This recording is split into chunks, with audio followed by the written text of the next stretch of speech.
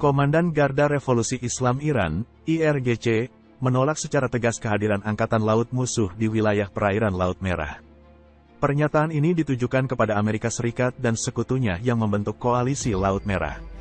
Komandan IRGC Jenderal Hossein Salami bersumpah akan menargetkan musuh, baik dekat maupun jauh.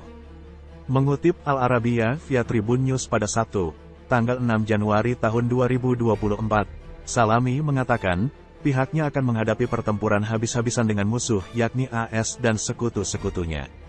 Salami tidak menyebutkan secara detail angkatan laut mana yang masuk dalam daftar musuhnya.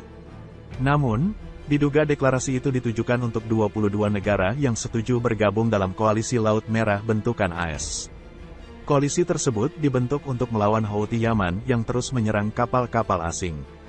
Dari 22 negara yang setuju, beberapa di antaranya sudah diumumkan ke publik. Misalnya Jepang, Singapura, Inggris, Australia, hingga Jerman. Salami menambahkan bahwa kehadiran musuh baik jauh maupun dekat sangat berbahaya. Sebab, dapat mengancam kepentingan nasional Iran maupun negara di sekitarnya. Salami menambahkan, AS dan sekutunya harus menjauh dari daerah Laut Merah. Saat ini, Angkatan Laut Iran semakin kuat karena baru saja menerima kapal perang baru yang dinamai Abu Mahdi. Kapal ini dilengkapi dengan teknologi pemindai radar yang canggih dan mutakhir.